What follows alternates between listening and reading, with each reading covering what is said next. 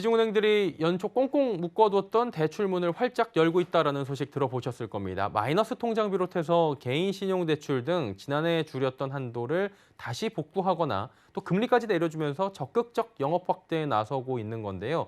다만 주택담보대출은 문턱이 높아 내려갈 기미가 보이지 않고 있다고 합니다. 자세한 내용 좀 짚어보도록 하겠습니다. 금융부 윤다혜 기자 연결돼 있습니다. 나와 있습니까? 네, 윤다입니다. 예, 윤 기자, 최근에 시중은행들 보면은 마이너스 통장이나 신용대출 위주로 대출을 완화하고 있다고 하는데 자세한 내용 전해주시죠. 네, 시중은행들의 마통과 신용대출 한도를 복구하기 시작했습니다. 먼저 신한은행은 어제부터 마통 한도를 현행 5천만 원에서 최대 1억 원으로 확대하기로 결정했습니다. 여기에 신용대출 한도도 연소득 내에서 2억 원까지로 원상 복구했습니다. 우리은행은 다음 달 4일부터 마통 한도를 5천만 원에서 상품 종류에 따라 8천만 원에서 3억 원까지 늘리기로 결정했습니다. 또 신용대출 상품인 우리 원하는 직장인 대출의 한도도 최대 1억 원에서 2억 원으로 2배 늘리기로 했습니다. 농협도 다음 주부터 마통 한도를 가계대출 총량 규제가 강화되기 이전 수준인 최대 2억 5천만 원으로 복구시킵니다. 하나은행과 KB국민은행은 이미 마통과 신용대출의 한도 대부분을 지난해 상반기 수준으로 돌려놓은 상태입니다. 이에 따라 하나은행은 하나원큐 신용대출의 한도를 1억 5천만 원으로 높였습니다. 국민은행의 경우 전문직 신용대출은 1억 5천만 원, 일반 직장인 신용대출은 1억 원 등으로 각각 상향 조정했습니다.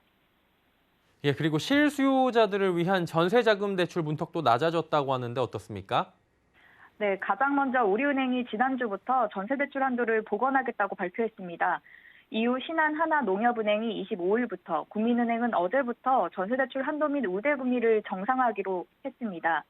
그리고 1주택자의 비대면 대출 제한도 해제했습니다. 또 IBK 기업은행도 내일부터 우대금리를 복원해 전세자금 대출 문턱을 낮추는 방안을 검토하고 있습니다. 다만 전세자금 대출 금리 상승세가 가파릅니다. 오늘 기준 4대 은행 전세자금 대출 금리는 3.32%에서 5.071% 수준입니다.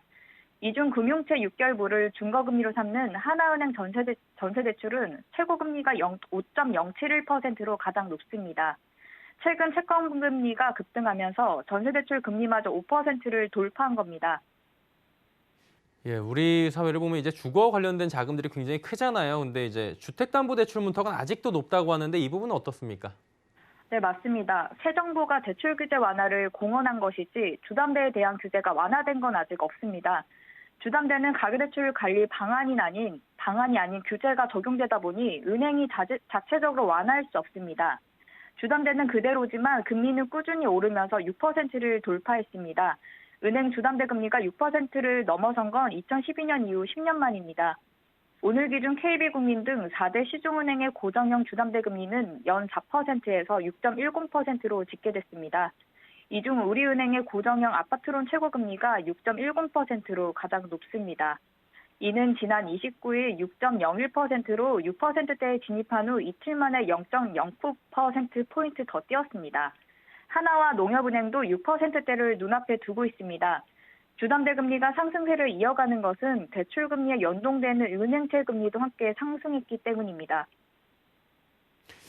은행들이 이제 신용대출 위주로 영업을 확대하는 걸로 보여지잖아요. 아무래도 이쪽이 더 여지가 많다고 이렇게 봤나 봐요.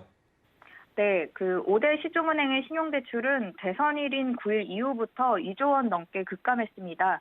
대선 전날인 8일 5대 은행의 신용대출 잔액은 135조였지만 지난주에는 133조로 2조 넘게 줄어들었습니다. 신용대출이 줄어든 것은 차기 정부에서 대출 규제를 완화할 것이라는 전망이 나오고 있어서입니다. 대출 규제가 완화될 상황을 공언함으로써 향후 대출에 대한 불확실성이 감소하게 됩니다. 대출이 필요한 시기에 여유 있게 자금을 빌릴 수 있기 때문에 대출을 들고 있어야 할 이유가 없어지는 겁니다. 여기에 금리 상승기에 돌입한 점도 영향을 끼치며 쓸데없는 대출 줄이기에 들어간 거 아니냐는 목소리도 나오고 있습니다. 차주별 총부채 원리금 상환 비율, 즉 DSR 규제가 올해부터 본격 시행되면서 신용대출 수요가 줄어들기도 했습니다. DSR 예외로 인정되는 전세대출이나 상환기간은 30년까지 설정할 수 있는 주담대와 달리 신용대출은 상환기간을 일괄 5년으로 규정해 조금만 빌려도 DSR 기준을 넘기기 쉽기 때문입니다. 예, 대출에 대해서 좀 짚어봤고요. 금융부 윤다혜 기자와 함께했습니다. 고맙습니다. 네, 감사합니다.